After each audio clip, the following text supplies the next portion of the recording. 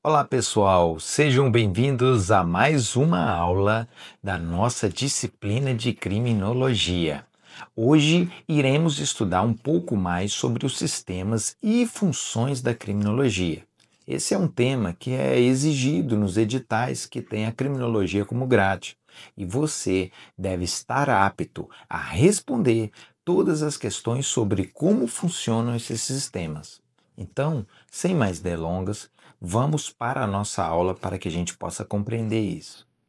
A criminologia, como uma ciência interdisciplinar, se comunica em seu processo de investigação com diversos estudos utilizando outros campos do saber, como a sociologia, o direito, a física, a biologia, a antropologia, a matemática, a psicologia e tantos outros ramos e disciplinas que permitem entender o crime e suas características. Entretanto, é importante ressaltar que existem três pilares básicos que compõem as linhas de abordagem dos estudos criminológicos, que recebem o nome de sistemas.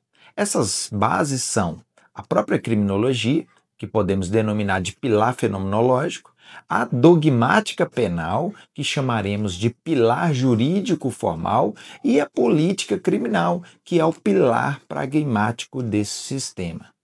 Esses sistemas são um conjunto ordenado de estudos, métodos, técnicas e princípios que atuam como uma cosmovisão no contexto criminológico, isto é, são disciplinas científicas que, reunidas, permitem compreender os fenômenos criminais de forma holística, ampla e multidimensional. A dogmática penal, por exemplo, analisa as normas jurídicas que tipificam condutas como crimes, as penas aplicáveis e também os procedimentos para a sua aplicação. Ela se debruça sobre a interpretação da lei, a validade das normas e os princípios gerais do direito penal, buscando sempre garantir a segurança jurídica e a aplicação adequada da justiça. Nesse sentido, a dogmática penal opera como um conjunto de conceitos e princípios próprios, como a teoria do delito, que estuda a conduta criminal em si em três abordagens, que é a respeito do fato típico, da ilicitude e da culpabilidade. Temos também a teoria da pena, que visa entender de forma jurídica todas as características ligadas à aplicação de sanções. E, por último, há que se falar também, que a dogmática penal se encarrega de estudar as causas da exclusão da ilicitude, ou seja, onde pode ser definido quando alguém agiu legitimamente e deveria ser absolvido em um caso concreto. A dogmática penal tem uma abordagem eminentemente normativa, logo, ela se preocupa com o dever ser do direito, com o que está estabelecido nas leis e como isso deveria ser interpretado e aplicado pelos operadores do direito. Em síntese, a dogmática penal é o pilar jurídico formal do sistema, fornecendo as ferramentas para identificar e punir o crime de acordo com a legislação vigente. Já sobre a criminologia, esse é o pilar fenomenológico do sistema que estamos falando. Ela se dedica ao estudo empírico do crime como um fenômeno social, buscando compreender as causas, manifestações, consequências e a reação social a ele.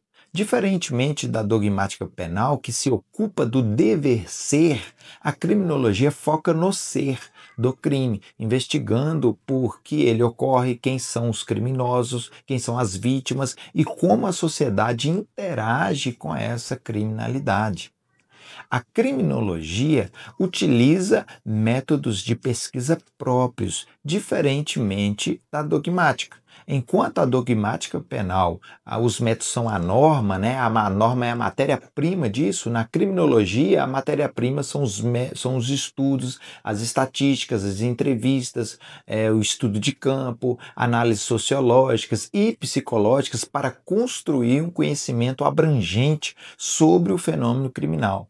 Ela busca identificar padrões, fatores de risco e de proteção e a eficácia de diferentes estratégias de prevenção e controle da criminalidade. Sua abordagem abrange desde o comportamento individual do infrator até as estruturas sociais que influenciam essa criminalidade.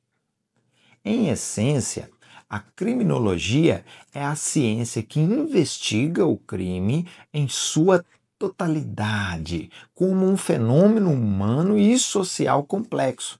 Ela fornece o embasamento teórico e empírico para a formulação de políticas públicas eficazes de prevenção e repressão do crime, bem como para o aprimoramento da justiça criminal e a ressocialização de infratores.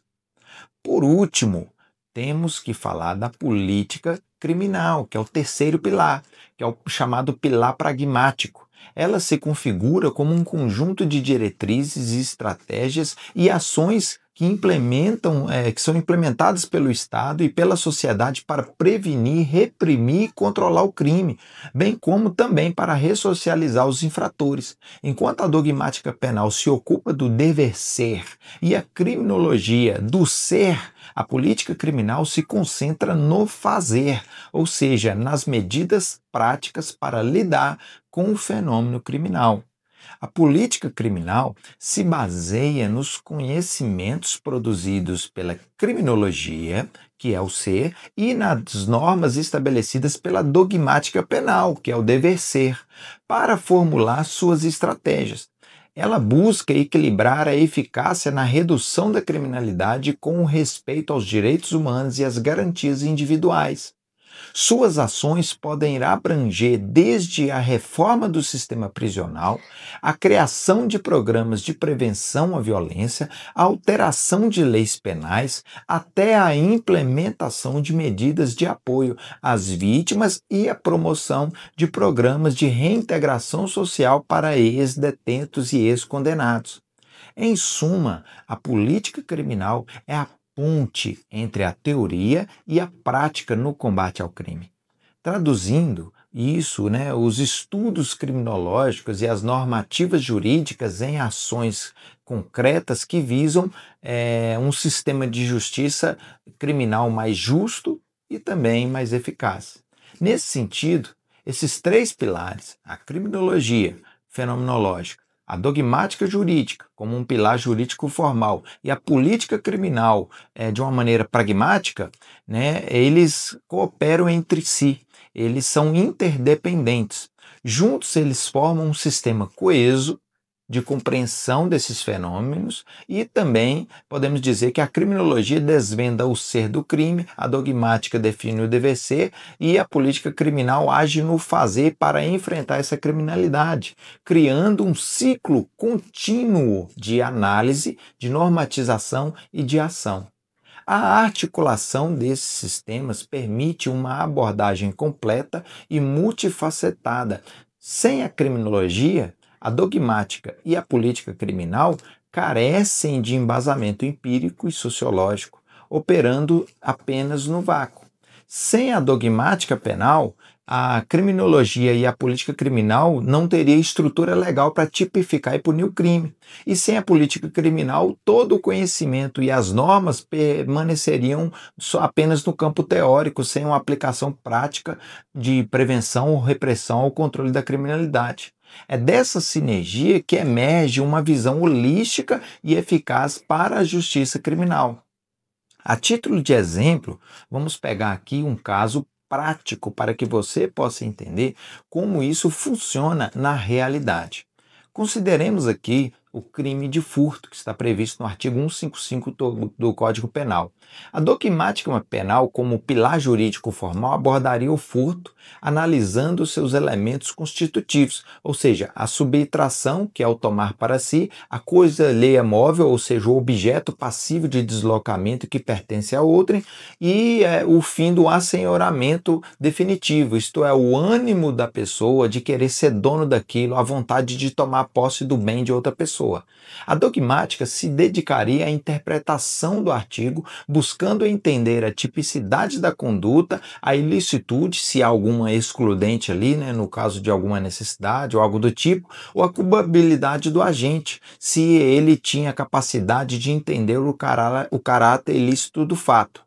A dogmática também definiria a pena aplicável a essas condutas, as agravantes, as atenuantes, os procedimentos legais para persecução penal e etc., sempre assegurando que o processo e a sanção estejam em conformidade com o devido processo legal. Por outro lado, já a criminologia, analisando o mesmo fato, ela seria o pilar fenomenológico. Ela investigaria o furto de uma perspectiva empírica e social. Ela buscaria compreender as causas desse furto, né? Ou seja, por que as pessoas furtam, quais são os fatores socioeconômicos, seja ele pobreza, desigualdade psicológica ou etc., né? Ou fatores ambientais, como oportunidade, falta de segurança e outros tipos de elementos que levariam à prática desse crime. A criminologia analisaria o perfil dos furtadores, ou seja, idade, gênero, escolaridade, perfil das vítimas, né, como a vulnerabilidade, os locais mais visados e etc., e também as modalidades mais comuns de furto. Utilizaria dados estatísticos sobre a incidência do crime, estudos de campo e também entrevistas para identificar padrões e propor explicações para o fenômeno, focando no ser, né, do indivíduo que pratica esse crime. Já a política criminal, sendo o pilar do pragmatismo, ela atuaria no combate ao furto com base nos conhecimentos adquiridos pela criminologia e pela dogmática penal. Suas ações incluiriam a elaboração de programas de prevenção, né, câmeras de segurança, campanhas de conscientização, policiamento extensivo e etc., bem como a proposição de alterações legislativas para tornar as penas mais justas ou eficazes e a criação de medidas de ressocialização para ex-detentos ou ex-condenados pelo crime de furto. A política criminal também poderia implementar programas sociais para combater as causas do furto, né, que foram identificadas pela criminologia, como também, né, a oferta de educação, emprego, visando reduzir a reincidência e promover um sistema de justiça criminal que seja mais eficiente, equitativo, né, e que mitigue esse problema. Conseguiram, meus amigos, entender como são os sistemas e as funções da criminologia? Conseguiram entender de como ela atuaria de maneira prática? Às vezes, muitas pessoas não entendem isso porque a criminologia é uma ciência interdisciplinar.